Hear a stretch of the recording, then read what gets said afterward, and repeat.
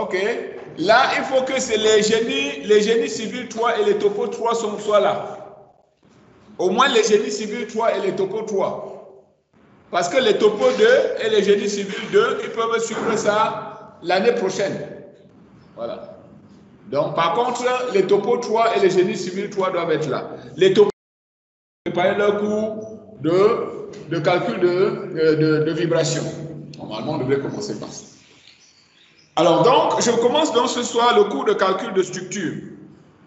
En introduction, on rappelle donc ces définitions. Que les structures sont classées en deux grandes catégories, c'est-à-dire les structures isostatiques. Les structures isostatiques, ce sont les structures pour lesquelles les inconnus du système sont trouvés uniquement à partir du PFS, c'est-à-dire des équations d'équilibre. Donc, le corollaire, c'est que le nombre d'équations du système est égal au nombre d'inconnus. C'est ce que nous faisons en résistant des matériaux pour l'instant. Nous n'étudions que des structures isostatiques. Okay. Maintenant, la deuxième catégorie de structures, ce sont les structures dites hyperstatiques. Qu'est-ce que ça veut dire? Ça veut donc dire que pour ces structures-là, le nombre d'inconnus est supérieur au nombre d'équations. Et donc, le PFS ne suffit plus pour résoudre le système. Absolument. Dans ces conditions, il faut déterminer les actions et les actions de liaison et les contraintes internes généralisées. Ce cours est consacré aux structures hyperstatiques. Absolument. Son objectif principal est de présenter les méthodes qui permettent d'obtenir les équations supplémentaires nécessaires à leur résolution. Parce que ici, vous voyez, pour les structures hyperstatiques, le nombre d'inconnus dépasse le nombre d'équations. Donc, ce qu'on va appeler tout à l'heure le degré d'hyperstaticité, c'est I moins E. Et donc, ça, c'est ce nombre d'équations supplémentaires qu'il faut trouver par rapport au PFS pour résoudre le système. Absolument. Donc, on parle alors de structure hyperstatique. Donc, l'objectif de ce cours, c'est de présenter les méthodes qui vont nous permettre de tracer les diagrammes d'effort interne, c'est-à-dire, hein, d'accord, moment fléchissant, effort normal, effort tranchant, mais maintenant pour les structures hyperstatiques et non plus les structures isostatiques, puisqu'on suppose qu'après le cours de RDM, tout le monde peut déjà résoudre les structures isostatiques. Est-ce que l'objectif est bien assimilé? Bien. Maintenant, les méthodes justement pour résoudre les systèmes hyperstatiques sont classées en deux catégories. Il y a la méthode dite des forces et la méthode des déplacements. Bien. Alors, pour suivre ce cours, on aura besoin de quelques rudiments de calcul matriciel ou même tensoriel qui sont utilisés pour présenter les notions de rigidité et de flexibilité, surtout quand on développe la méthode des déplacements. Absolument. Alors, certaines méthodes sont aussi une introduction aux méthodes numériques, comme la MEF, et en constituent une formulation directe. Donc là, ça c'est pour ceux qui vont aller en 4e année. Donc, on va voir comment on résout ce type de problème, mais non plus de façon analytique, mais plutôt de façon numérique. Donc, ça, c'est une extension des méthodes que nous allons présenter là. Bien. Alors, hypothèses sur les structures. Bon, les hypothèses sont presque les mêmes que celles que nous avons présentées pour la RDM. On va supposer que les matériaux sont élastiques, linéaires et isotropes. Donc, c'est le sigle dont je vous ai parlé, c'est-à-dire les matériaux ELI. ELI, ça veut dire homogène, élastique, linéaire et isotrope. Absolument. Et la cinématique sera la cinématique en HPP, ce que nous avons déjà vu en mécanique des milieux continus. Voilà. Donc, ça veut dire que la cinématique sera une cinématique linéarisée. OK. Ces hypothèses permettent d'appliquer le principe de superposition. Absolument. C'est-à-dire que les effets des différentes causes, ou bien les effets des différents systèmes de chargement s'additionnent. Absolument. Bon. En termes de terminologie, on peut distinguer l'isostaticité intérieure. Qu'est-ce que ça veut dire? Une structure intérieurement isostatique. C'est une structure où Toute coupure en n'importe quel point permet de trouver les efforts intérieurs. Absolument. Uniquement par le PFS. Okay. Donc, on parle d'isostaticité intérieure relativement aux efforts intérieurs dans toute section droite. Okay. On peut également parler d'isostaticité. Ça, c'est une isostaticité qui est relative aux réactions de liaison. Ça veut dire que toutes les liaisons extérieures peuvent être données uniquement par le PFS, par les équations d'équilibre. Voilà. Une structure sera dite isostatique si toute structure, toute sous-structure est isostatique intérieurement et extérieurement. Absolument. À ce niveau-là, on peut donc alors définir ce qu'on va appeler le degré d'hyperstaticité. Le degré d'hyperstaticité, c'est justement donc la différence entre le nombre d'équations et le nombre d'inconnus. Absolument. Entre le nombre d'équations et le nombre d'inconnus. Et en termes maintenant de résolution du problème, on va dire que c'est le nombre de coupures directes qu'on doit effectuer sur la structure pour la rendre isostatique. Absolument. D'accord? Voilà. Le degré d'hyperstaticité, c'est le nombre de coupures simples à réaliser dans la structure pour la rendre isostatique. Maintenant, alors, l'hyperstaticité a aussi une composante intérieure et une composante extérieure.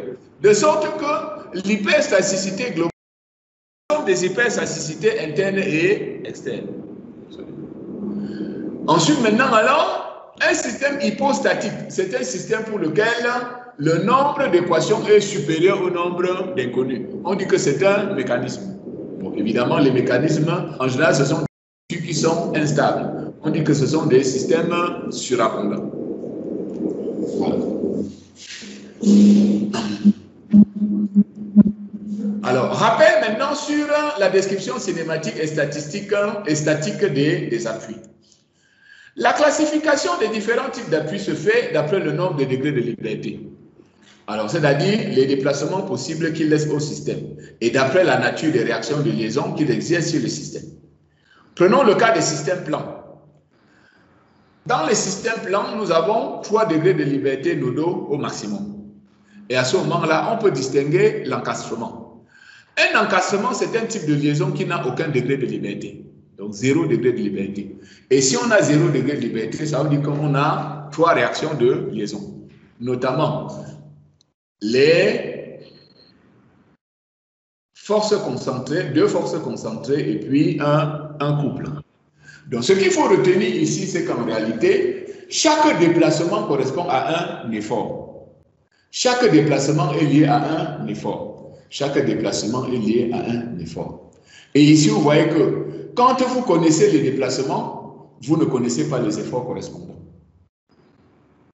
Quand on connaît les déplacements, on ne connaît pas les efforts correspondants. Et voici la modélisation d'un encastrement. Okay. Voilà. On va donc dire ici qu'en réalité, quand on fait un encastrement, ça veut donc dire qu'on a imposé des déplacements. Notamment, on a imposé des déplacements nuls. D'accord? Voilà. Donc, voilà la définition d'un encastrement. Ça, c'est ce qu'on appelle la cinématique, c'est-à-dire les déplacements. Et ça, c'est la statique, c'est-à-dire les forces. C'est pour ça qu'on a titré cela description cinématique et statique des appuis. Voici la description cinématique, c'est-à-dire à partir des déplacements. Voici la description statique. Évidemment, il y a une relation entre les deux.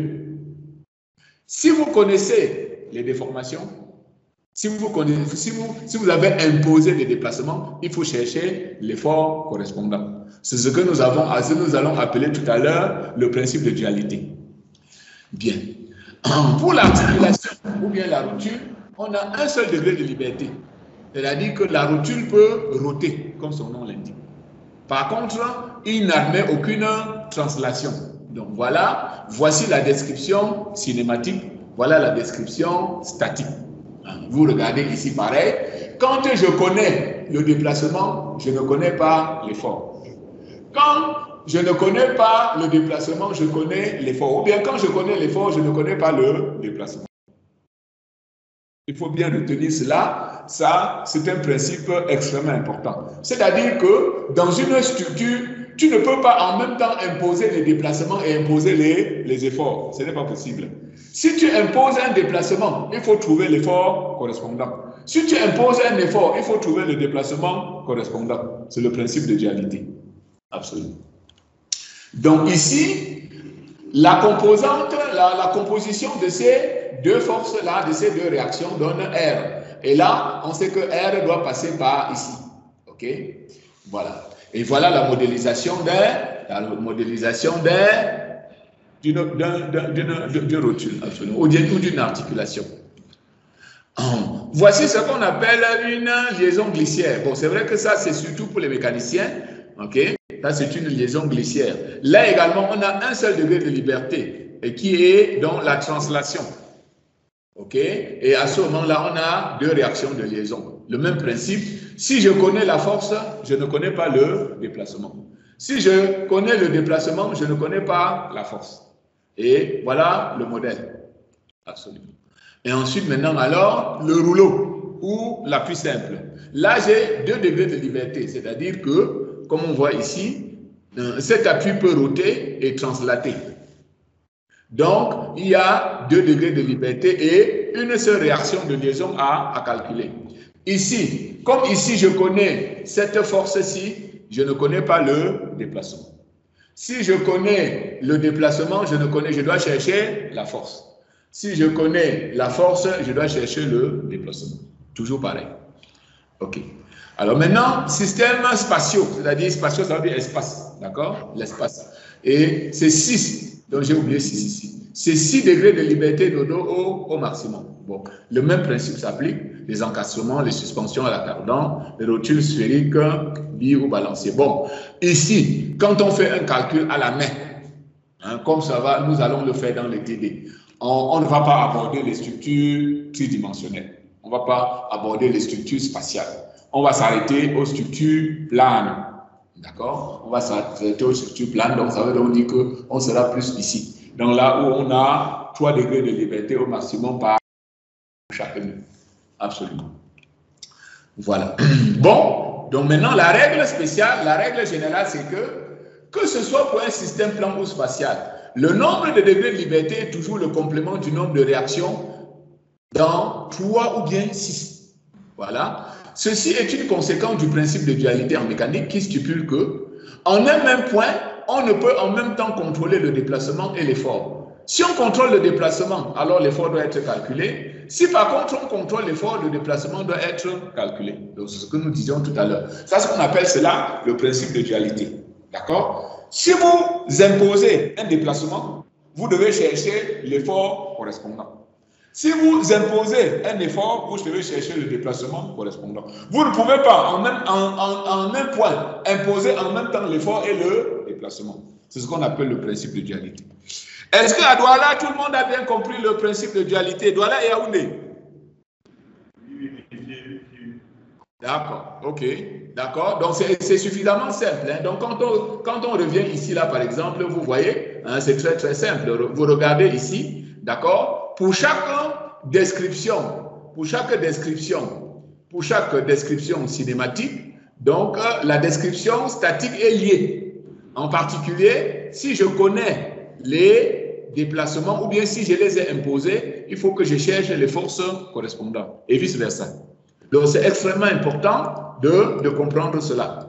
D'accord? Et donc, ça, en réalité, ce qu'on appelle la description cinématique, c'est ce qu'on appelle les conditions aux limites en déplacement. Et la description statique, c'est ce qu'on appelle les conditions aux limites en effort. OK. Maintenant, donc, il y a des appuis dits spéciaux. Par exemple, les appuis déformables. L'appui déformable le plus courant, c'est l'appui élastique. Un appui est déformable s'il subit un déplacement dans la direction de certaines composantes de réaction. Notamment, l'appui élastique est déformable et il est dit élastique si l'amplitude des déplacements est proportionnelle à l'amplitude de la réaction. Hein? Donc, ça, appui élastique, c'est-à-dire ça fonctionne comme un ressort. Hein? D'accord? X est égal à F sur K. K étant la raideur du ressort. D'accord? Voilà. Donc, voici quelques exemples de modélisation. D'accord? Donc, un patin comme ça, là, qui repose sur le lot. OK? Et puis, alors, carrément, un ressort. D'accord? Voilà. Donc, dans les problèmes, on va avoir souvent des cas comme ça, là, où on a des appuis élastiques. Et donc, après, maintenant, il faut voir comment c'est traité. Alors, ce schéma-ci montre tout simplement comment je compte le sens positif de l'effort tranchant. Bon, c'est pas très, très important. D'accord? Donc, si on scie la section suivant N, alors la partie de gauche doit soulever. Donc là, ça impose que c'est un effort tranchant positif. Bon, ça, c'est juste un détail, c'est pas très important. Donc, quand nous avons donc affaire à des structures hyperstatiques, la première chose à faire, ce sera de déterminer justement le degré d'hyperstaticité. Si vous n'arrivez pas à déterminer le degré d'hyperstaticité, vous ne pouvez même pas commencer le problème. Donc, la première des choses, ce sera donc la détermination des structures du degré d'hyperstaticité. Donc, le degré d'hyperstaticité, en général, noté H égale à E moins I. E, c'est le nombre... Non, c'est plutôt I moins E, pardon. C'est I moins E. Parce que là, ça veut dire que les inconnus dépassent les équations. Voilà. I étant le nombre d'inconnus et E le nombre d'équations. Donc ici, c'est plutôt I moins E. Pardon. Ici, c'est plutôt I moins E. Okay. Alors, la méthode que je propose ici, c'est une méthode qui est valable seulement pour les portiques. Hein? Alors, parce que pour les systèmes triangulés, hein, par exemple, XI, d'autres formules qu'on va voir et je vais les aborder dans la suite. Donc, dans un premier temps, je vais traiter des formules valables pour les portiques. Hein, d'accord? C'est-à-dire des structures composées de barres et de cadres. Okay. Si E est le nombre d'équations et I le nombre d'inconnus, alors E est égal à 3B plus 3E plus 2A plus P. Ici, B est le nombre de barres. E, c'est le nombre d'encastrements entre barres. Attention, dans E, il n'y a pas le nombre d'encastrements, il n'y a pas les encastrements avec l'extérieur. Donc là, c'est extrêmement important. Donc, OK, E représente le nombre d'encastrements entre barres. On va voir les exemples par la suite.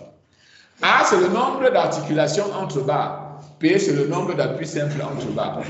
Et I, c'est le nombre total d'inconnus. Ben, la méthode consiste simplement à décomposer la structure en barres. OK? OK? Et donc, un encastrement représente 3 inconnus. Une articulation, 2 inconnus. Un appui simple, une inconnue.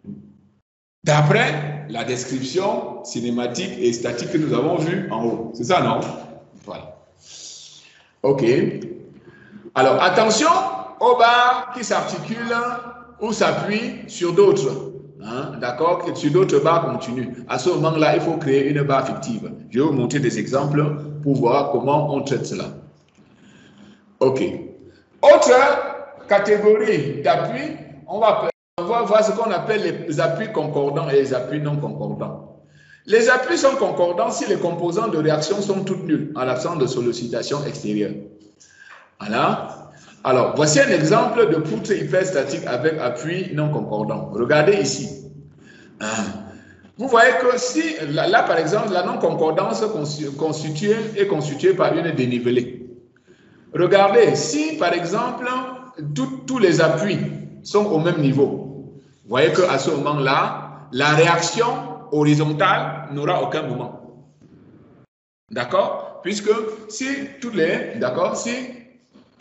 ces appuis sont au même niveau, alors je peux prendre les réactions horizontales. Ils ne vont pas créer de moment. Alors que ici, si je suis ici là par exemple, si là j'ai une réaction horizontale, cette réaction horizontale va créer un moment ici. Parce que là, il faudra donc multiplier cette force-ci par ce bras de levier. D'accord? Donc, en général, quand il y a une dénivelée comme ça entre les appuis, on va donc dire que ces appuis sont non concordants. Et quand tous les appuis sont au même niveau, on va dire qu'il s'agit d'appuis concordants. Il y a quelqu'un qui va entrer? Hein?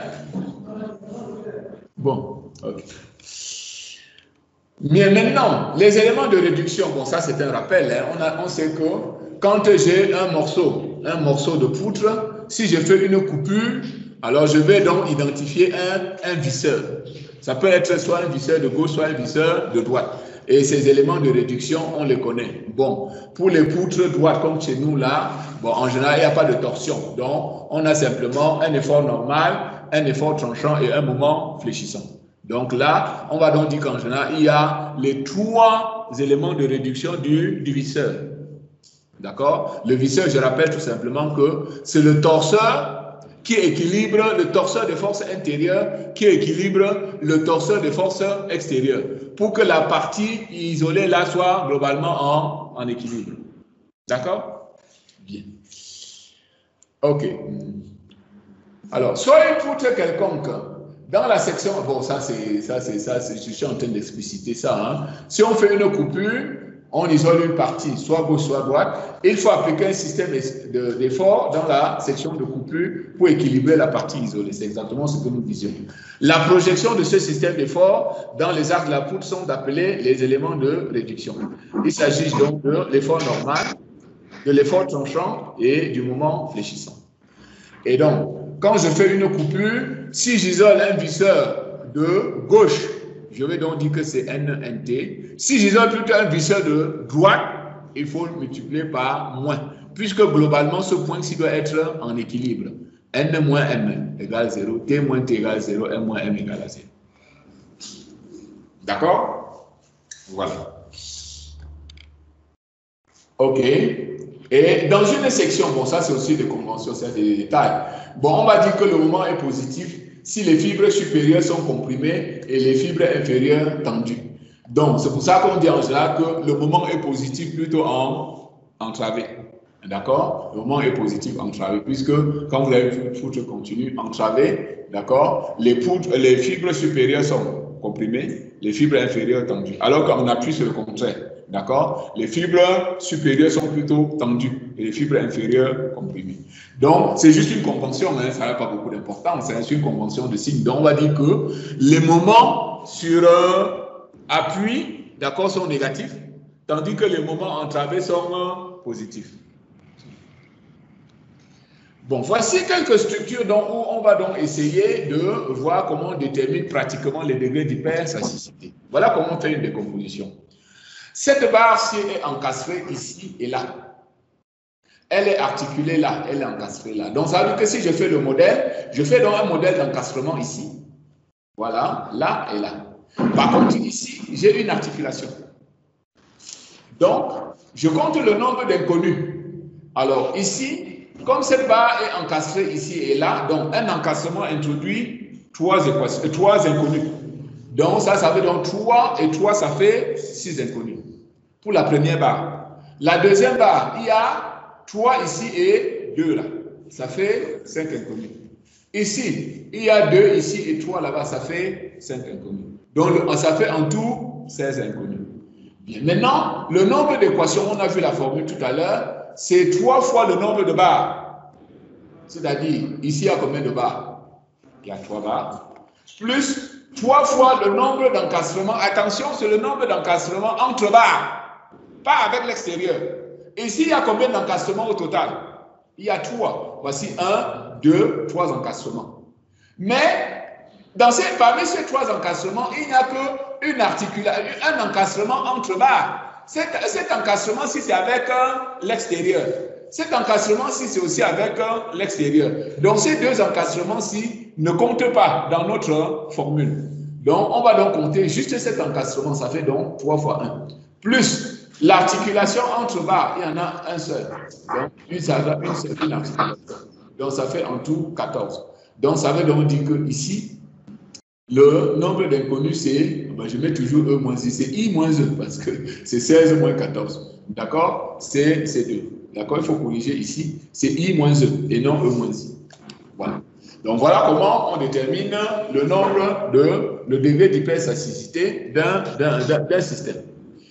Alors, si on prend celui-ci, c'est pareil. Donc, je modélise, je mets des encastrements là. Voilà. On va trouver I égale ça et E égale ça. Ça va faire donc un degré d'hyperstaticité de 6. Mais sinon, globalement, avant même de faire les calculs, on sait que si j'ai un portique comme celui-ci, il y a un encastrement là, encastrement là, encastrement là. Il y a combien de degrés de liberté? Il y a combien, le degré d'hyperstaticité, c'est combien? Hein? C'est-à-dire que si je prends un portique, hein, d'accord, qui est encastré comme ça, on sait que le degré d'hyperstaticité, c'est 3. Donc maintenant, plus on introduit de rotules, plus le nombre de degrés d'hyperstaticité baisse. Baisse plutôt. Quand tu introduis une rotule, ça veut dire quoi? Ça veut dire que tu as changé un encastrement en rotule. Encastrement, tu as combien d'inconnus? 3. La rotule, tu as. Donc ça veut dire que le nombre d'inconnus a baissé de 1. Donc le degré d'hyperstaticité aussi va baisser de 2. D'accord? Donc ça veut donc dire que à partir d'ici, si j'introduis encore une rotule ici, je serai à combien? 1. Si j'introduis encore une rotule ici, je serai à combien? 0. D'accord? Voilà. Bon, alors ça, ce sont des choses relativement simples. Là où les choses se compliquent, c'est ça. Là, par exemple, c'est un pont supérieur, inférieur. Donc, vous voyez qu'ici, on a un tablier ici, là, qui est continu. Et maintenant, alors, les béquilles viennent s'articuler dessus. Donc, c'est là où on a fait là, remarque tout à l'heure, de dire, OK, attention. Alors, je reviens dessus pour que tout le monde voit. Pour là, il fallait déterminer le degré d'hyperstaticité. Non, c'est plus bas. Voilà. Alors voilà, on a dit donc, OK, on a trouvé cette formule-ci, OK, avec le nombre, comment compter le nombre d'équations, comment compter le nombre d'inconnus. Mais on a fait une précision. Attention aux barres qui s'articulent ou s'appuient sur d'autres barres continues. À ce moment-là, il faut créer une barre fictive. Absolument. Donc, c'est typiquement le cas ici. C'est typiquement le cas ici. Vous le voyez là, vous avez donc un tablier ici qui est continu et maintenant les béquilles viennent maintenant alors s'articuler ici. À ce moment-là, il faut donc créer ici une barre dite fictive pour compter le nombre, le degré d'hyperstaticité. Comment ça se passe? C'est très simple. Donc, vous faites comme si ici, vous avez d'abord, parce que quand la structure est continue, ça veut donc dire que je peux créer donc un encastrement entre barres. Donc ici, maintenant, il suffit de dire donc qu'il y a cette barre fictive qui est encastrée d'un côté et articulée de l'autre, tout simplement. Voilà. Ici, pareil. Et après, maintenant, vous faites le décompte normal. Voilà. Donc, c'est ça qui est physiquement bon de comprendre. OK? Est-ce que tout le monde a compris cet exemple-ci à Douala et à Yaoundé? D'accord? Donc là, c'est un exemple typique, d'accord, de barre ou bien de structure continue sur laquelle viennent s'articuler d'autres barres. À ce moment-là, il faut créer une barre fictive pour pouvoir bien, on va dire quoi, analyser la structure, voilà, pour pouvoir bien analyser la structure et déterminer le degré d'hyperstaticité. Parce que comme vous l'avez dit tout à l'heure, si vous vous trompez sur le degré d'hyperstaticité, vous ne pouvez pas continuer le problème. D'accord? Puisque nous sommes en train de traiter les structures hyperstatiques. Donc, si vous vous trompez dès le départ sur le degré d'hyperstaticité, comme vous allez le voir, toutes les méthodes sont basées sur ce H-là. Donc, si vous vous trompez sur le H, vous ne pouvez plus continuer le problème. Donc, il faut apporter un soin minutieux à la détermination de ce degré d'hyperstaticité. OK. Bon, ensuite, il y a d'autres exemples, hein, donc il n'y a pas de difficulté. Oui, cet exemple-ci est aussi intéressant. Alors, reprenez cet exemple-ci. Si je prends les réactions extérieures, si je prends les liaisons avec l'extérieur, ceci c'est quoi? Ceci c'est quoi? Ici, il y a combien de réactions? Ici, ça fait un tour? 3 réactions d'appui avec le PFS. Ça veut donc dire qu'après le PFS, je peux donc trouver les 3 réactions d'appui. OK? Donc, ça veut donc dire que cette structure, on dira que cette structure est extérieurement isostatique. Puisque, avec le PFS uniquement, je peux déterminer les réactions avec l'extérieur. Est-ce que jusque-là, c'est bon? Bien. Bon, maintenant, décomposons-la. l'a décomposé pour les autres là. Décomposons là, c'est-à-dire on met des encastrements là, ainsi de suite, on décompose et décompose. Et à ce moment-là, on va voir que le degré d'hyperstaticité, c'est 3. OK? Donc, comme le degré d'hyperstaticité, c'est la somme des hyperstatiicités internes et externes. Et comme on vient de montrer que l'hyperstaticité externe, c'est 0, ça veut donc dire que 3 là, c'est en réalité l'hyperstaticité intérieure. Est-ce que tout le monde comprend ça? Est-ce que tout le monde a compris cet exemple-là, à Douala ou à Yaoundé? Monsieur, oui. Exemple-là. Oui. Et les barres fictives que vous avez créées. Les barres fictives. Non, sur cet exemple-ci, il n'y a pas de barres fictives. Non, est-ce que vous avez des barres qui s'appuient sur... Ah, vous voulez que je revienne ici? Ou bien vous parlez de cet exemple-ci? Ok, demandez s'il y avait aussi ça sur d'autres exemples. Non, ici, il n'y a pas de barres fictives. Non, est-ce que ici, il y a des barres... est-ce qu'il y a des barres qui s'appuient sur des barres continues? Il n'y en a pas. Ici, il n'y a que des encastrements. Et là, il y a une articulation et là, un appui simple.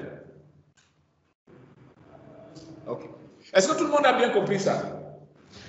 D'accord? Donc, ceci donne un exemple d'une structure qui est apparemment isostatique de façon extérieure, alors que globalement, elle est hyperstatique. Donc, cet exemple-ci est intéressant. Cet exemple-ci est intéressant parce que ça permet d'expliciter les notions d'hyperstaticité intérieure et d'hyperstaticité extérieure.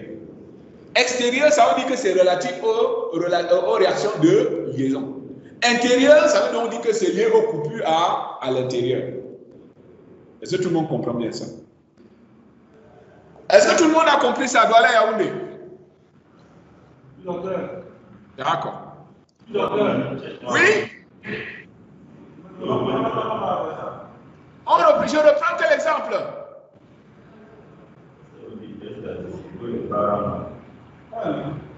Au niveau des barres, ici le pont, sur le pont. Oui, docteur. Ok, voilà le pont. Voilà la particularité du pont. Regardez la particularité du pont. Regardez que vous avez ici là, le tablier là, qui est continu. Le tablier est continu. Et maintenant, alors, les béquilles viennent s'articuler donc sur la structure continue. Donc, vous voyez que ici, là, c'est un peu complexe. On ne voit pas bien comment ça se passe.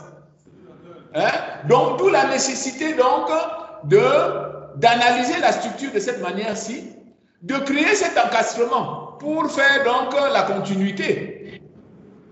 Créer cet encastrement pour faire la continuité. Et maintenant, alors, pour encastrer, pour articuler ce nœud-ci, là, au niveau de l'encastrement, ben, il faut créer une barre fictive. Donc, qui est supposé encastrer ici et articuler là. Et maintenant, alors là, c'est plus cohérent. D'accord? Alors, maintenant, une fois que vous avez déjà fait ce schéma, vous faites votre décompte. Alors, I, c'est le nombre d'inconnus. Donc, vous prenez barre par barre. Cette barre-ci, il y a combien d'inconnus? Cette barre-ci, il y a combien d'inconnus? Ça fait 5. Vas-y, ça. Là. 6. Là. Ça fait 4. Là. 3 et 2, ça fait 5. Là. Voici, voilà 5 fois 2, ça fait 17. Ici. 4. Ici. Ça fait donc 4 fois 2. Ça fait donc I égale 33. Bon, maintenant, pour le nombre d'équations, c'est pareil. Voilà, ici. Là, maintenant. Par contre, quand vous avez créé une barre fictive, il faut en tenir compte. Donc, le nombre de barres, c'est combien? 1, 2, 3, 4, 5, 6, 7. Ça fait bien 3 fois 7.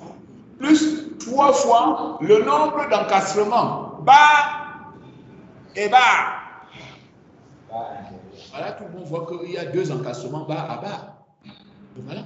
Les articulations barre à barre, il y en a 2. Voilà. Je ne compte pas les articulations avec l'extérieur, ni les appuis simples avec l'extérieur. Tout le monde comprend ça maintenant? Au revoir, docteur. D'accord. OK. Bon, et puis je vous donne quelques exemples là. Bon, sous forme de TDR, montrer que le degré d'hypersatiété ici, c'est 3. Bon. Hein? Bon, ça, c'est pas. Bon, regardez encore ici. D'accord? Regardez un peu. C'est décomposé pour trouver. Là. Bon, il y a des exemples. Là. Vous pouvez prendre ça comme des TD, hein? Comme des TD. Vous regardez, il n'y a pas de problème. Voilà. Bon, après, maintenant, si vous grattez et que vous n'arrivez pas à retrouver, vous pouvez venir maintenant, alors on regarde ça. Mais normalement, avec toutes ces décompositions, si tout le monde peut retrouver, c'est pas vraiment compliqué. C'est pas vraiment compliqué. Voilà. Donc ici, on a un H total de 5 avec un H extérieur de 2 et un H intérieur de 3. Voilà, ça fait un H total de 4. Voilà. Voilà encore un autre pont. Vous pouvez analyser. Vous voir.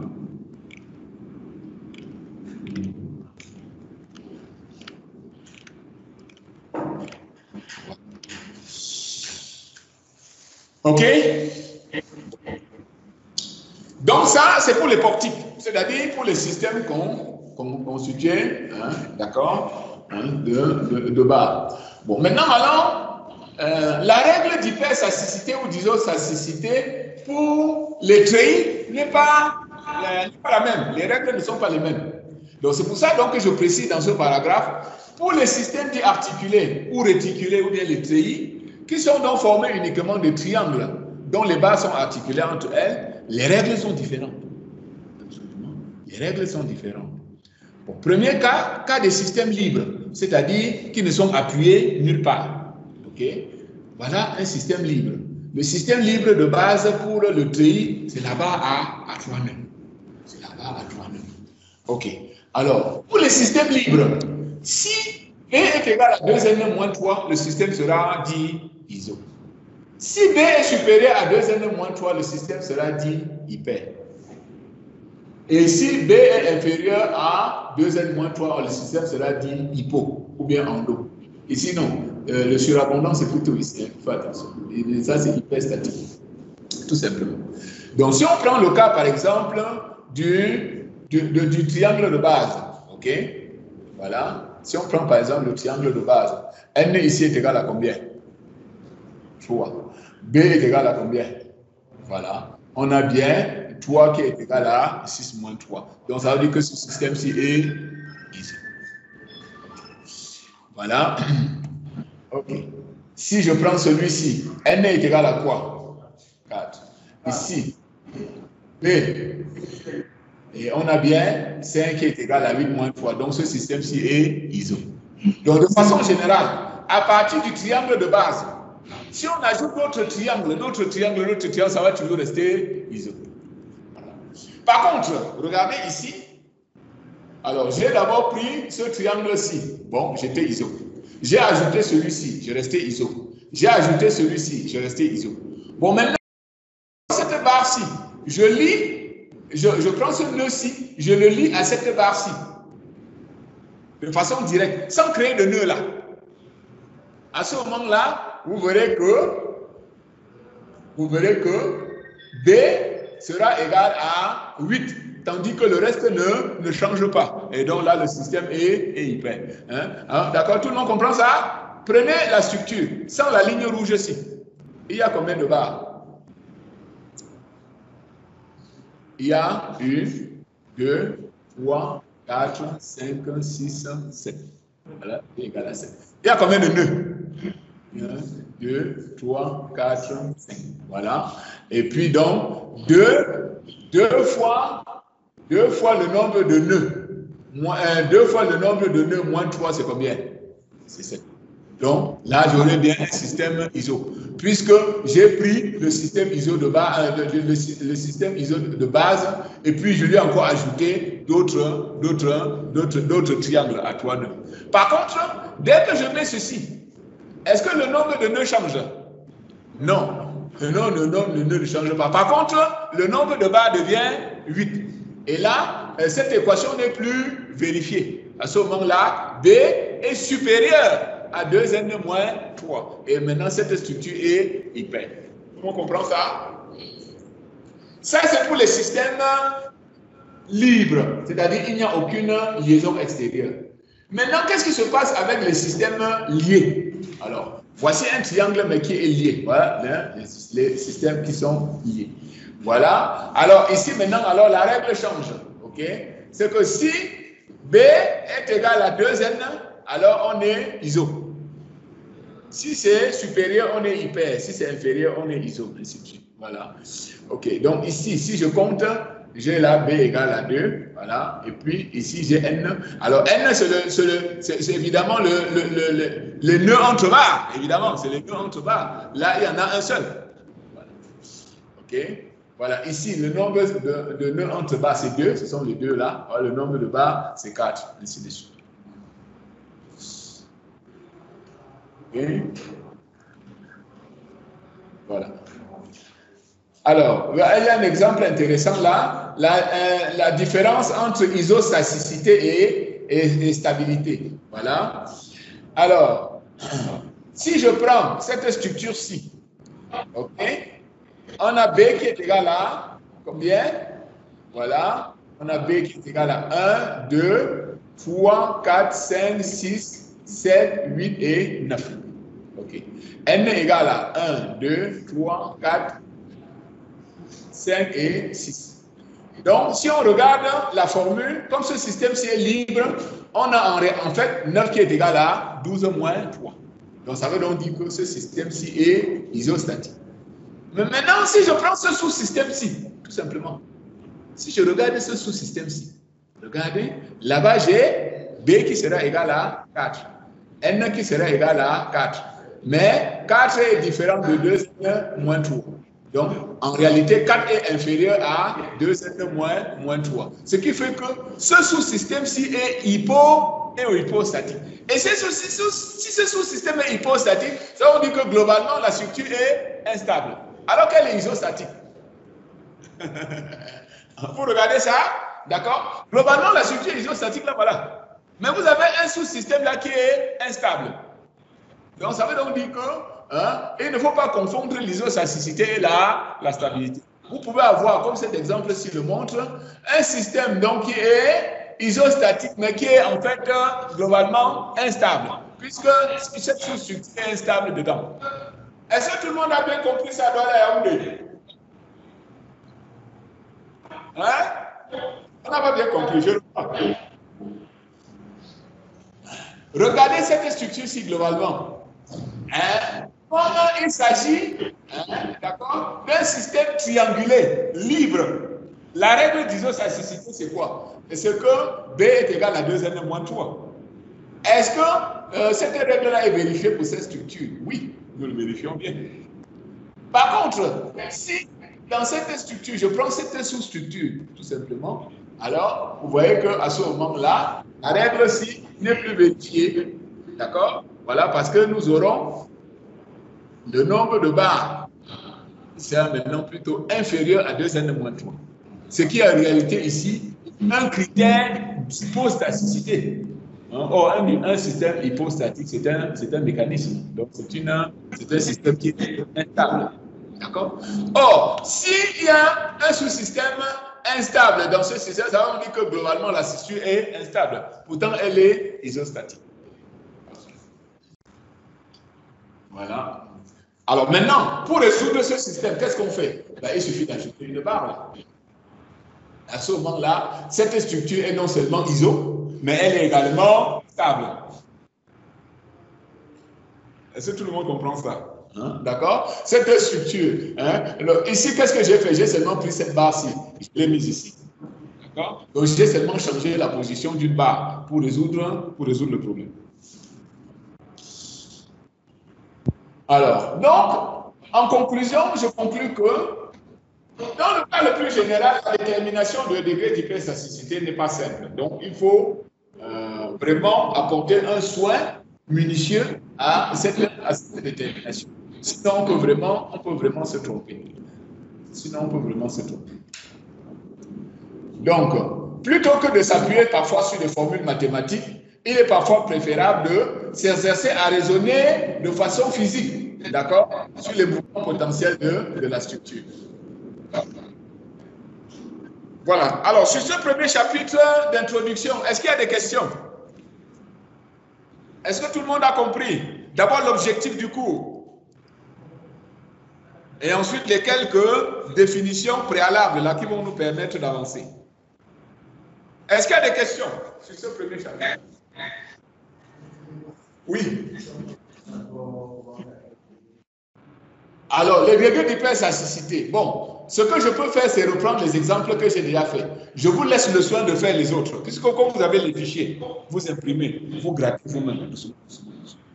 Vous grattez les exemples. D'accord? Voilà. D'accord? Maintenant, alors si, en tant que vous faites ça, vous êtes bloqué, vous pouvez venir, on regarde. Mais sinon, globalement, quand il s'agit de portique, la formule est simple. La formule est simple. D'accord? Et il suffit simplement de bien faire ces décompositions. Une fois que vous avez bien fait ces décompositions, en général, calculer E et I, c'est assez simple. Et on détermine le degré d'hyperstaticité par la différence entre les deux. Je ne sais pas si je réponds à votre question. Oui. Oui.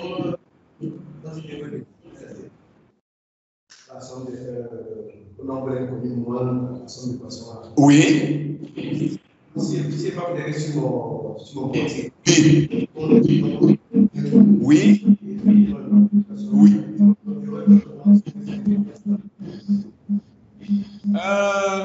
Donc toi, tu veux pas passer par la décomposition. Bon, si tu trouves la même chose, pourquoi? Moi, ça ne me dérange pas. Moi, ça me dérange. Moi, je trouve simplement que ceci, c'est plus logique. C'est plus logique. D'accord? C'est plus logique. Tu peux montrer pourquoi tu as trouvé ça plus facilement. Bon, ok, bon. Toi, tu raisonnes autrement, tu trouves la réponse. Moi peu importe, vraiment, je ne... peu importe. D'accord? Mais il y a... Sur le plan analytique, on va dire ça comme ça. Sur l'analyse de la structure, c'est plus cohérent. On voit pourquoi, d'accord, on a décomposé les opérations. D'accord? On a décomposé les opérations et on voit comment le résultat, on aboutit au résultat. Okay. Autre question? Oui, Aska Douala Yaoudi a des questions. Bon, s'il n'y a pas de questions, donc on avance. Bien. Là, maintenant, on va donc rentrer dans le vif du sujet. Je vais commencer donc par les principes énergétiques, c'est-à-dire les théorèmes généraux. Alors, chapitre 1, donc théorèmes généraux de l'énergie appliqués au problème de calcul de structure. Bien. Le premier théorème qu'on doit voir, c'est le théorème des travaux virtuels. Bien. Donc, vous ne pouvez pas dire que vous êtes un mécanicien. Bien, vous avez fait des structures sans c'est que le théorème des travaux, on dit aussi le principe des travaux virtuels, que normalement vous avez vu en première année, dans le cadre de la mécanique. Dans la mécanique générale, normalement, on vous a introduit ceci. Bon, maintenant, ici, je l'introduis dans le cadre du calcul de structure. Donc, c'est déjà un peu plus pratique. C'est un peu plus pratique. Bien. De quoi s'agit-il là? Le théorème des travaux virtuels. J'ai dit qu'il y a plusieurs formulations. D'abord, le théorème virtuel des forces réelles.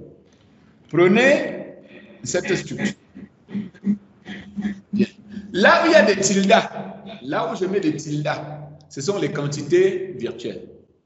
Là où je mets des petits R comme ça, là, ce sont les quantités réelles.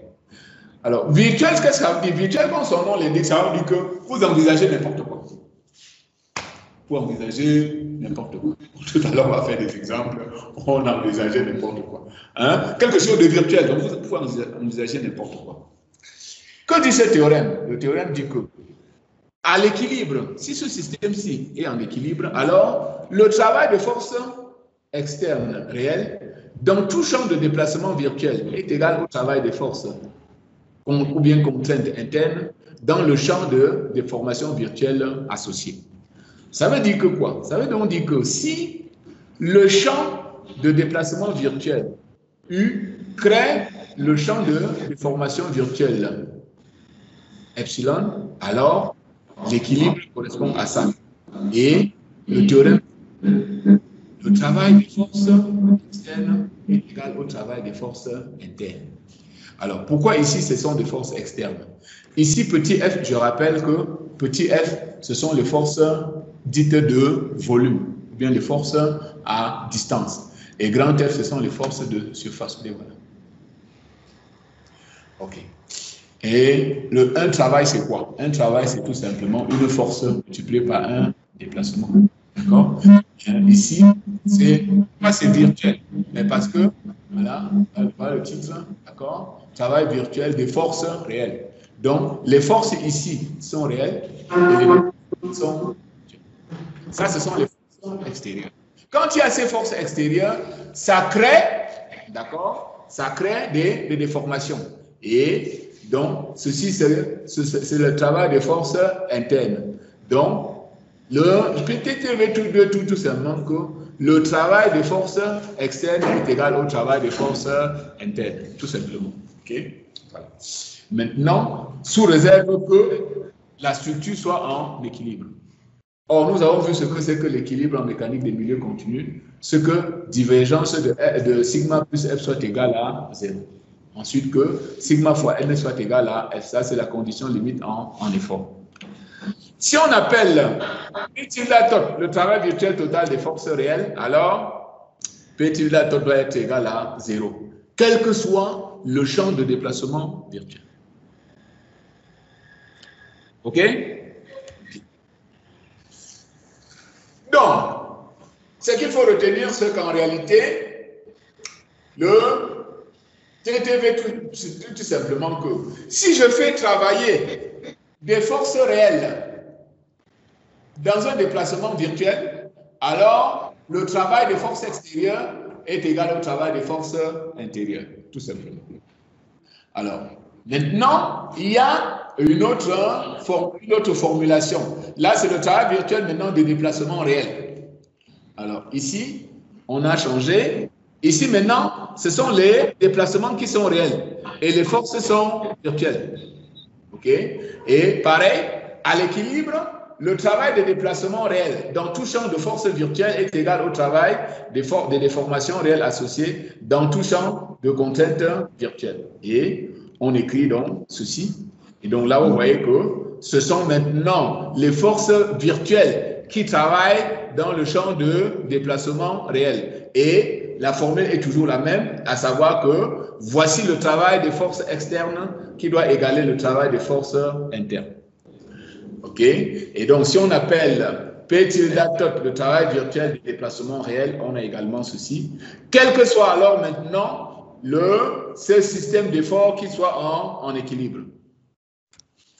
Bon, présenté comme ça peut paraître un peu bon.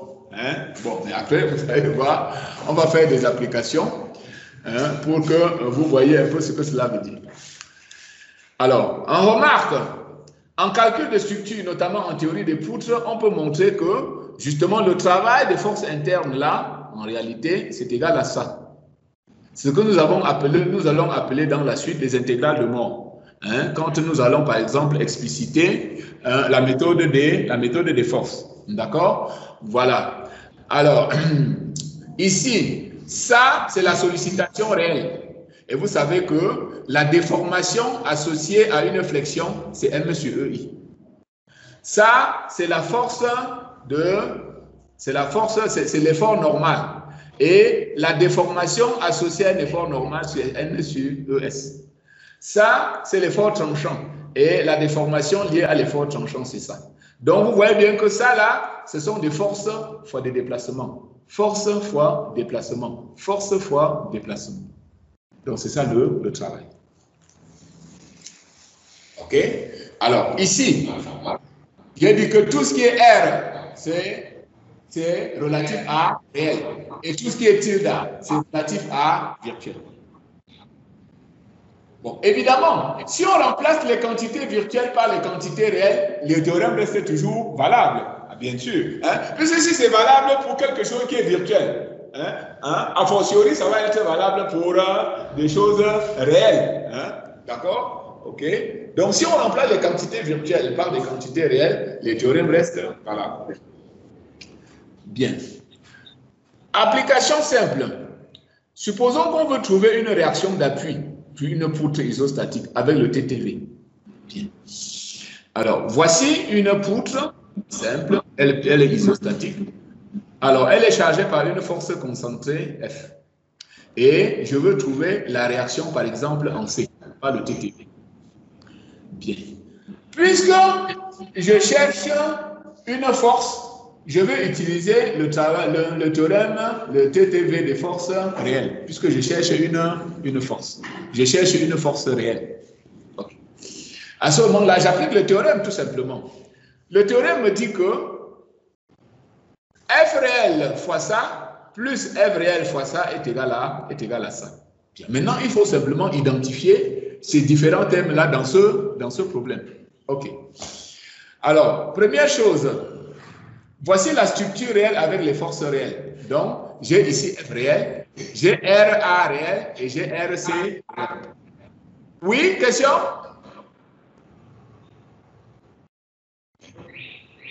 Question? Ou bien vous me laissez finir et puis vous posez la question à Douala Yaoundé?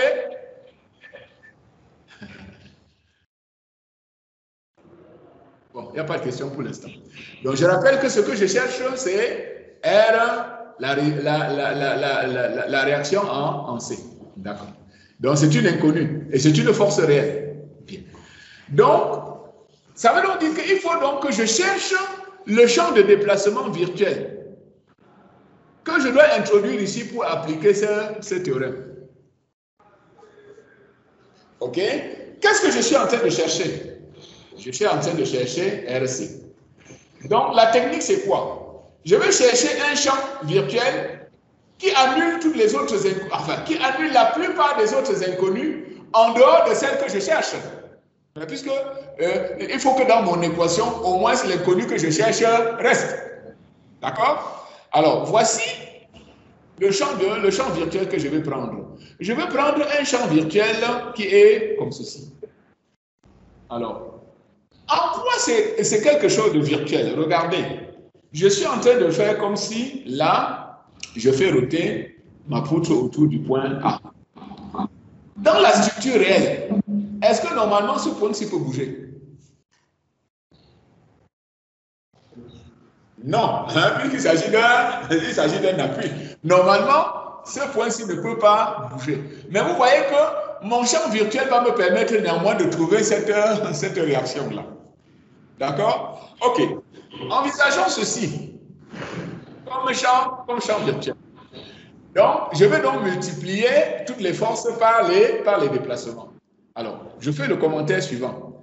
Je dois chercher un champ de déplacement virtuel où le déplacement virtuel de l'inconnu est non nul et on annule le plus possible les déplacements virtuels des autres inconnus. Voilà. Ici, le déplacement virtuel de RA est nul. Voilà. Ce qui est les limites de l'expression du théorème. Absolument. Voilà. Alors, je remarque, regardez que ce champ virtuel n'est même pas admissible. Hein, parce que normalement, dans la structure réelle, ce point-ci ne doit pas bouger. Donc, ce champ-ci n'est pas admissible. D'accord? Voilà. Alors, maintenant, comment est-ce que je raisonne? J'applique le théorème, il n'y a pas de problème, j'applique le théorème. Une fois que j'ai imaginé mon champ, mon champ virtuel, ben, j'applique. OK? Voilà. Alors, je fais aussi le commentaire suivant. Il ne faut pas oublier que ce théorème de force réelle est valable quel que soit le champ virtuel. Donc, il me suffit de le choisir judicieusement. Et quand on dit judicieusement, ça veut dire quoi? On le choisit de telle façon que ça facilite les calculs, tout simplement. Voilà. Alors, premier terme, je prends ceci. Je prends les forces externes imposées. Voilà. Ici, il y a combien de forces externes imposées? Je regarde. Ici, j'ai combien de forces externes réelles? J'ai la force appliquée. J'ai les réactions. D'accord? Bien. Donc, ça veut donc dire que maintenant, je dois prendre chacune de ces forces et multiplier ça par le déplacement correspondant. Quel est le déplacement du point A ici? Quel est le déplacement de FR. Le voici. D'accord? C'est ce que j'ai appelé Y tilde virtuel au point B. Quel est le déplacement virtuel de RC? Le voilà. Bien. Maintenant, est-ce que je calcule? Alors, donc, voici ça et ça. Tout le monde a déjà vu que le déplacement virtuel du point A est nul. D'accord? Donc, ceci s'en va. Il reste donc celui-ci et celui-ci. Mais, regardez, comment j'ai imaginé que ça, c'est une rotation. Donc, la compatibilité cinématique dit que quoi? Si cet angle-ci, c'est oméga, alors cette distance-ci, c'est quoi? Si cet angle-ci, c'est oméga, cette distance-ci, c'est quoi? Ben, c'est oméga fois cette distance-là, non? Ce déplacement-ci, c'est oméga fois cette distance-là, non? C'est pas ça la tangente de l'angle? Hein? Ce déplacement-ci, c'est quoi? Ce n'est pas cet angle multiplié par ça. Donc, ça veut dire que la compatibilité cinématique veut dire que quoi? Si je prends ceci sur ça, c'est la même chose que ceci sur ça. Donc, voilà ça que j'écris. Y tilde virtuel en C sur L, c'est Y tilde virtuel en B sur L sur 3. Puisque on a dit que cette distance-ci, c'est L sur 3 et là, c'est 2L sur 3. Tout le monde comprend ça, non? Hein? À ce moment-là, ça veut donc dire que je peux trouver une relation entre ces deux déplacements. Alors maintenant, je viens mettre ça dedans. OK? Donc la compatibilité cinématique. Donc, Y tilde virtuel en B, là, Y tilde virtuel en C sur 3. Je mets. Donc, ça va donc me faire ça. C'est bon jusque-là? C'est bon jusque-là? Tout le monde a compris le calcul à Douala et Yaoundé?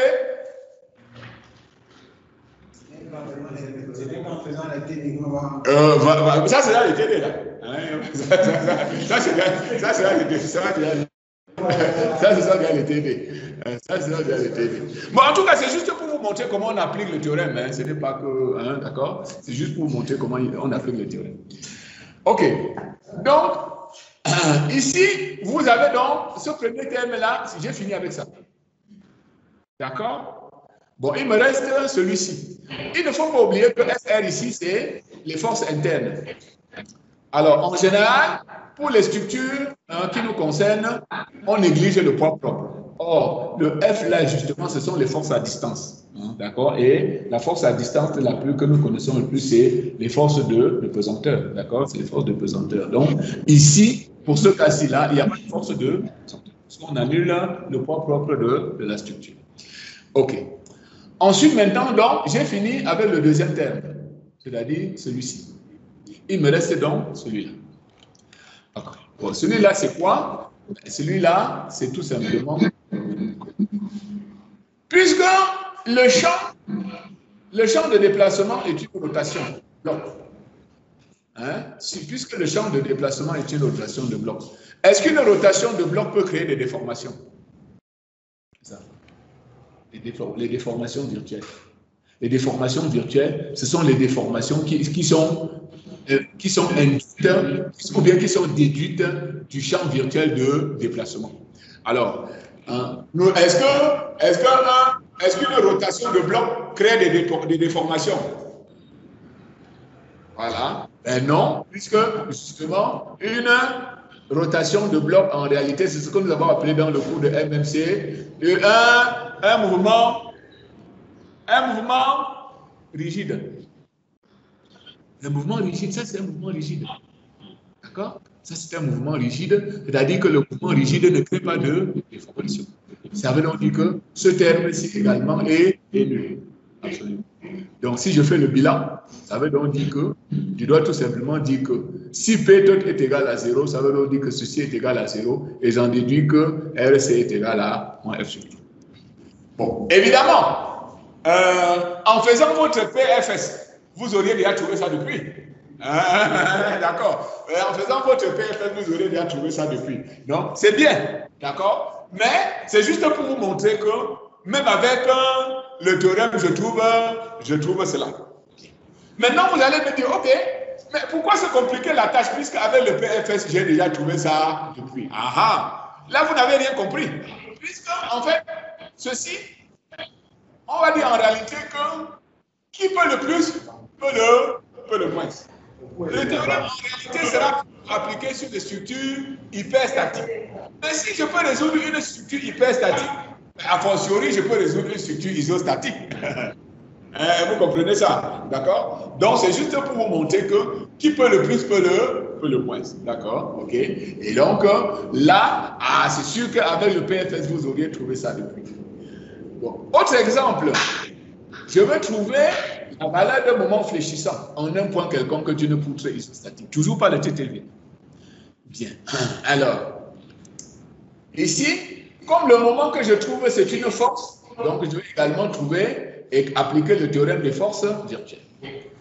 Alors, pour trouver le moment, il va donc falloir que je crée une rotule ici pour isoler le moment que je cherche. D'accord? Pour isoler le moment que je cherche, je vais créer ceci. Or, quel est le déplacement qui est compatible avec un couple? Hein? Alors ici, regardez ici. Là, je suis en train de chercher quoi? Une force concentrée. Quel est le déplacement qui correspond à la force concentrée? Non, c'est non. Ici, pour celui-ci, pour ce point-ci, ça c'est quoi? Quand je pars d'ici à là, c'est quoi? Quand je pars d'ici à là, c'est quoi?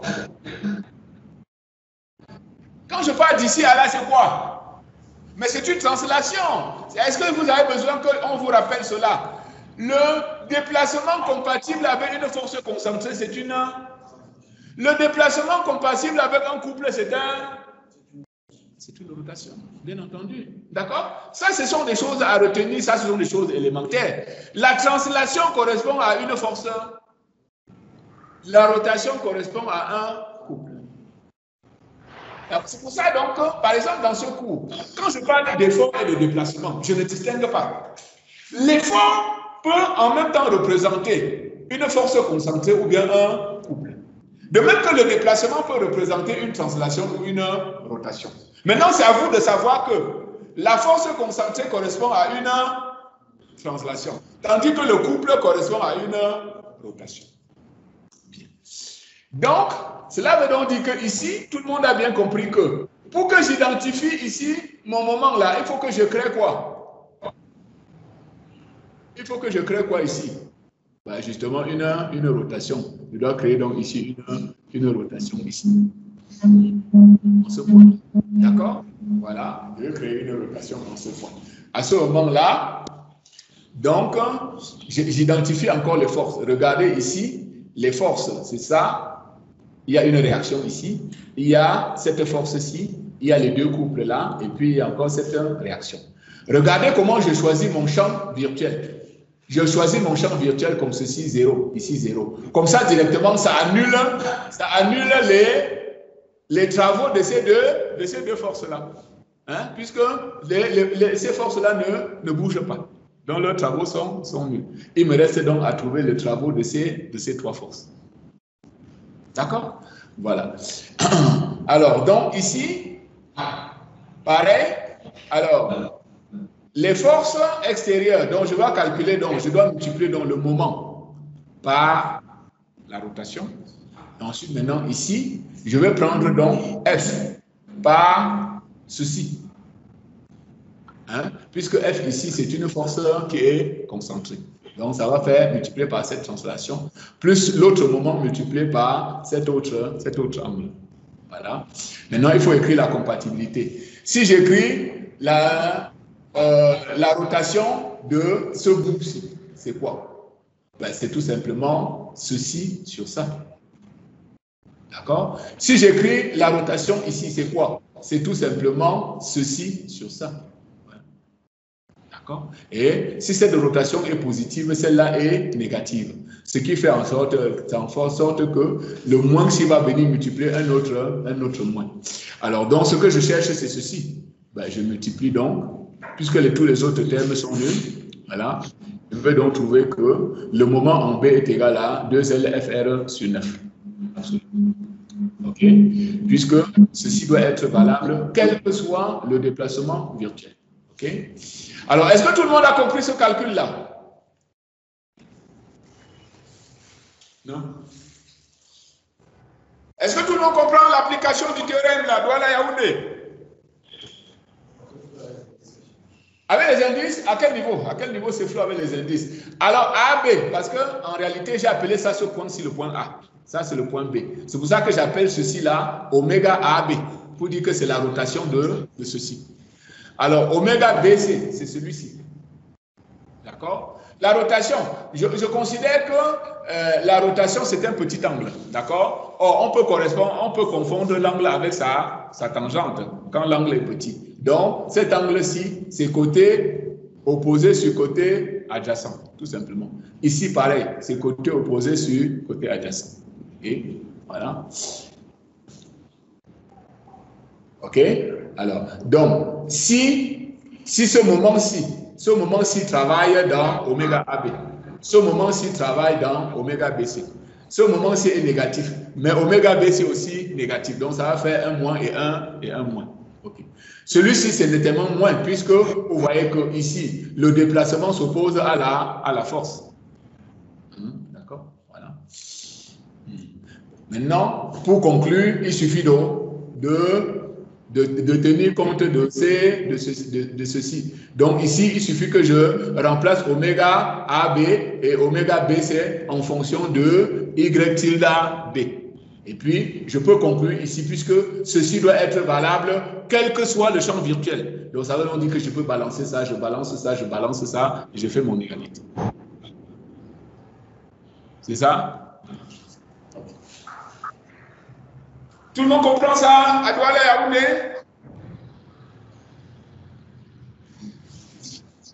Oui? Ils sont toujours là? Est-ce que vous êtes là? Oui? Vous avez compris? Bon, vous allez comprendre, c'est pas grave. Okay. C'est pas grave. Bien. Pareil, je peux trouver l'effort tranchant. C'est toujours pareil. Alors, l'effort tranchant, le voici. C'est toujours une force réelle. Voilà. Hein? Je veux trouver l'effort, par exemple, tranchant en haut. Donc, en réalité, je fais une coupure en haut pour identifier l'effort que je cherche.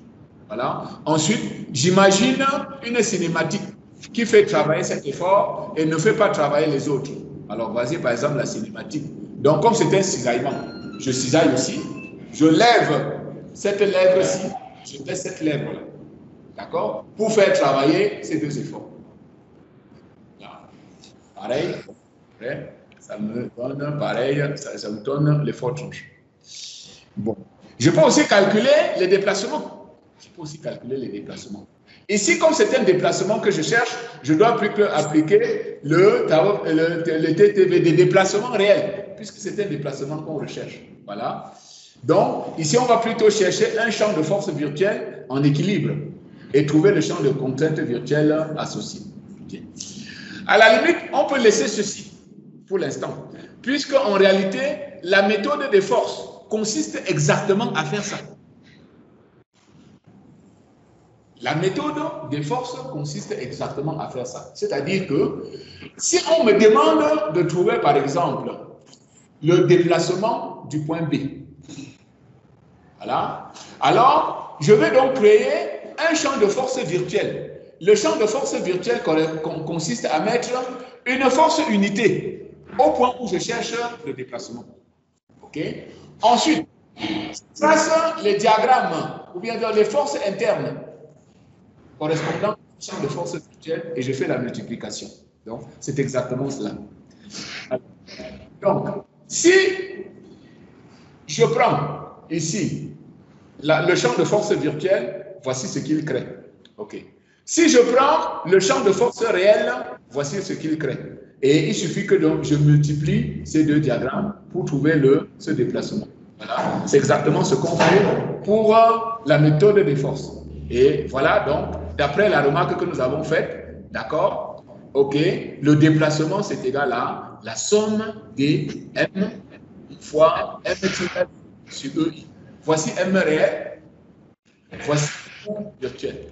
Voilà. Ici, ça veut donc dire qu'on a négligé les autres termes là. Alors, regardez ici, les autres termes des équations des intégrales de mort. Voilà. Hein? Nous avons dit que ce terme-ci, en réalité, c'est ça. Donc, ça veut donc dire que ici, nous n'avons pris que ceci. Donc, ça veut donc dire qu'on a négligé ces deux termes-là. D'accord? On dit que ici, on néglige les déformations dues à l'effort normal, on néglige les déformations dues à l'effort normal. Absolument. Voilà. Donc, là, est-ce que vous comprenez cela? Est-ce que vous avez compris cela? Est-ce que vous avez compris cela? Ça là, c'est ce qu'on va faire exactement quand on va appliquer la méthode des forces. Absolument. Donc là, on va revenir en détail dessus. Mais c'est juste pour vous prouver qu'en réalité, la méthode des forces, d'ailleurs, comme la plupart des autres méthodes, ce sont en réalité des applications du TTV. Parce que, en termes de puissance de théorème, c'est le TTV qui est le plus puissant. Tous les autres théorèmes découlent du TTV.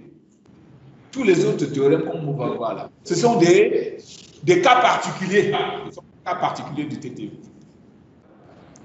Donc, ça veut donc dire qu'ici, il ne faut plus dire que vous n'avez jamais entendu parler de théorème de tableau virtuel. C'est ça, non? Vous pourrez encore dire ça.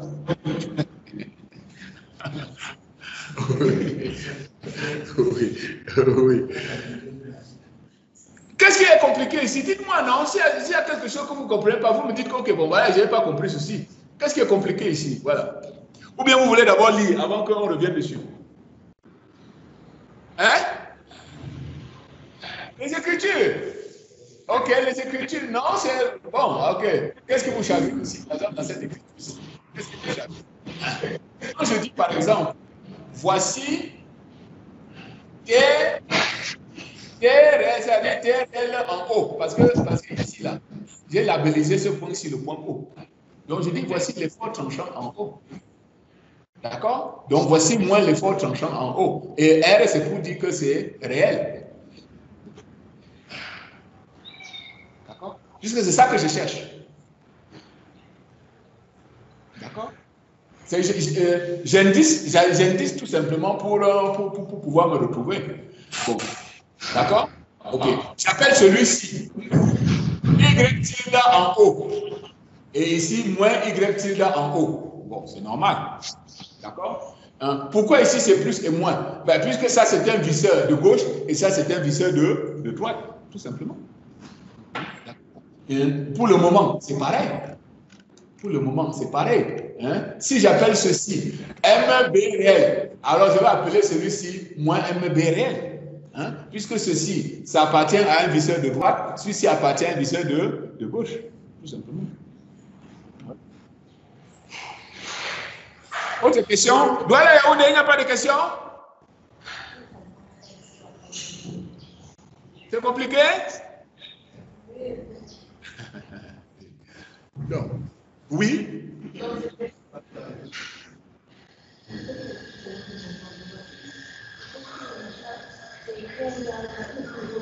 je n'ai pas dit que la méthode de force s'appliquait directement seulement aux portiques. Pour les portiques, j'ai dit que les forces que j'ai données au départ là-bas, là,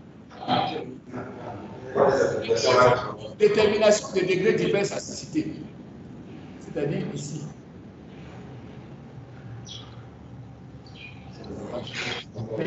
Ces formules. Voilà. Ces formules-ci, j'ai dit que ces formules-ci sont valables pour la détermination du degré d'hyperstaticité dans les portiques. Pourquoi? Mais parce que vous avez vu que la détermination de l'hyperstaticité dans les structures triangulaires n'est pas la même. Mais je n'ai pas dit qu'on utilise la méthode, puisque je n'ai pas encore parlé de la méthode de force. Donc vous ne pouvez pas dire ça. Je n'ai pas encore parlé de la méthode de force. Pour l'instant, je suis encore dans l'introduction. J'ai fait une introduction générale. Maintenant, je fais une introduction sur les théorèmes. Parce que ce sont ces théorèmes qui sont à la base de la résolution des structures hyperstatiques. Donc, en particulier, comme je venais de vous dire, vous allez voir donc que le théorème de la force unité là, hein, le théorème de la force virtuelle unité là, c'est un TTV en fait. C'est un TTV. Le théorème de la force virtuelle unité, c'est un TTV. Et c'est ça même, justement, l'application de la méthode des forces. D'accord? C'est juste un commentaire que je fais pour l'instant. Mais je vais revenir sur la méthode des forces de façon complète et détaillée. C'est juste un commentaire que je fais pour l'instant. Pour vous montrer le lien entre, justement, ce théorème hein, qui est extrêmement puissant et tout ce qui va suivre. Donc, tous les théorèmes que je vais énoncer par la suite là, je vais vous montrer comment tous ces théorèmes-là, ce sont des applications simples du TTV. Il faut bien comprendre que le TTV, en réalité, c'est le théorème mère. C'est le théorème mère. Les autres viennent comme des applications à ça. Ce sont des cas particuliers de ça. Est-ce que tout le monde a bien compris cela? Ok. Quoi? La coupure? C'est la coupure, monsieur? La coupure est Néo? Bon, il est quelle heure? 25. On peut arrêter là alors, ce moment. Donc, Néo nous a obligés à arrêter. Bon, mais c'est pas grave. On a quand même avancé. C'est pas grave. On a quand même avancé. Donc, demain, je vais continuer sur les théorèmes. Là, on n'a pas fini le premier chapitre. Donc, demain, je vais continuer sur les théorèmes. Mais à Douala Yaoundé, là, vous n'avez pas beaucoup participé aujourd'hui. Hein? Ils ne sont même pas là. Il y a deux personnes. Et Yaoundé, ça c'est de Yaoundé. Voilà. Okay. Vous avez au moins reçu les supports? Oui, monsieur. D'accord. Bon. Donc, je suppose que la prochaine fois, il y aura